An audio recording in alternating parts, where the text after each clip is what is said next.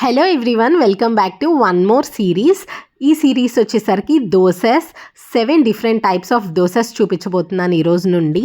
ఈరోజు డే 1 వచ్చేసరికి నీర్ దోశ చాలా టేస్టీగా ఉండిద్ది. ఎలా చేసుకోవాలో ఇప్పుడు చూసేద్దాం.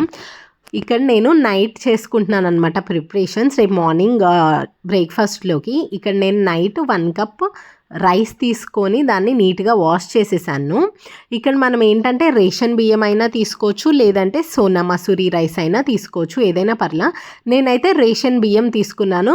టేస్ట్ చాలా బాగుండిద్ది దోసాస్కి. ఎప్పుడైనా కూడా రేషన్ బియ్యం అనేది చాలా టేస్ట్ బాగుండిద్ది అండ్ సాఫ్ట్గా బాగా వస్తాయి అన్నమాట. ఇది నైట్ అంతా సోక్ చేసుకున్న తర్వాత 6 to 8 hours సోక్ చేయాలి. మార్నింగ్ కూడా మళ్ళీ నీట్గా వాష్ చేసేసి మళ్ళీ వాటర్ పట్టేసుకొని పెట్టుకోవాలి. ఇప్పుడు ఒక మిక్సర్ జార్ తీసుకొని ఈ నానిన బియ్యం అన్నీ వేసేసుకోవాలి. మనం నేను ఇక్కడ 1 కప్ చూపిస్తున్నాను. మనకి ఎంత క్వాంటిటీ అనేది మన ఇష్టం.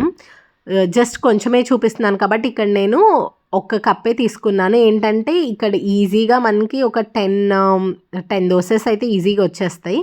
ఎందుకంటే మనం ఎక్కువ వాటర్ వేసుకుంటాం అన్నమాట. ఇందులో వాటరీగా చేసుకోవాలి.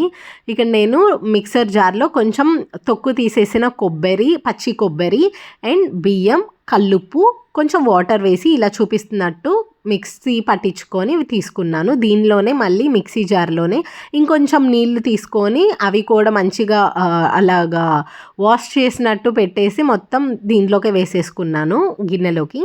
ఇప్పుడు మనం ఒక పెనం పెట్టుకోవాలి. ఈ పెనం ఏంటంటే బాగా నాన్ స్టిక్ అయినా, లేదు అంటే కొంచెం అడుగు మందం ఉన్న ప్యాన్ అయినా తీసుకోండి. ఇక్కడ నేను 2 విధాలుగా చూపిస్తాను.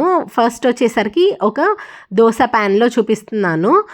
మంచిగా హీట్ బాగా కాలి ఉండాలన్నమాట. పెనం బాగా వేడిగా ఉన్న పెనం మీద మనం ఇట్లా తీసుకొని చూపించినట్టు వేసేసుకోవటమే. మనం రవ్వ దోశ ఎలా అయితే వేసుకుంటామో సేమ్ అదే టైప్. బట్ ఇక్కడ మనము ఎటువంటి రవ్వ యూస్ చేయం కదా, జస్ట్ బియ్యంతోనే నీరు దోశ అనమాట. వాటరీగా ఉండిద్ది కాబట్టి దీన్ని నీరు దోశ అంటారు. ఇక్కడ నేను జస్ట్ వేరే ప్యాన్ చూపిస్తున్నాను చూడండి. ఇది కూడా నాన్ స్టిక్కే.